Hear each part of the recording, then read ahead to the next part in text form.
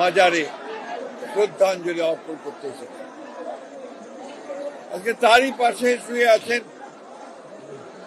আমাদের আর একজন জন্মা অপরাজেয় নেত্রী, মহিষী নেত্রী, যিনি তার সারাটা জীবন বাংলাদেশের গণতন্ত্র, স্বাধীনতা ও সার্বভৌমত্বের জন্য লড়াই করে তার জীবন উৎসর্গ করেছেন। শহীদ প্রেসিডেন্ট জিয়া রহমান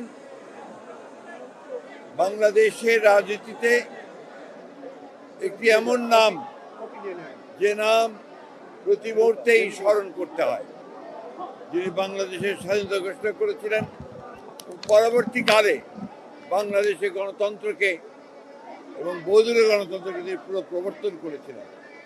সংবাদপত্রের স্বাধীনতা নিশ্চিত করেছিলেন, বিচার বিভাগের স্বাধীনতাকে নিশ্চিত করেছিলেন এবং অর্থনীতিতে বটমলেস বাস্কেটে ভবিত হওয়া বাংলাদেশকে সমৃদ্ধির অর্থনীতিতে পরিণত করেছেন। শহীদ প্রেসিডেন্ট জিয়া রহমানকে সেই জন্যে আমরা বাংলাদেশের মানুষ প্রতি বছর স্মরণ করি। তার অনুষ্ঠিত যে পথ, সেই পথে আমরা সামনের দিকে এগিয়ে যাই। একটা উদার গণতান্ত্রিক বাংলাদেশ প্রতিষ্ঠা করবার লক্ষ্যে আমরা আরো দৃঢ়ভাবে শপথ গ্রহণ করি।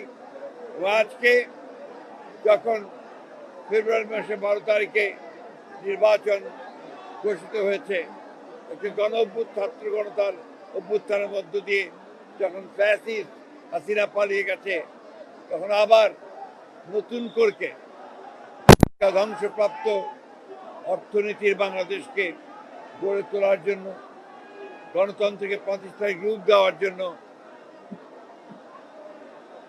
আমরা আজকে এখানে শপথ নিয়েছি।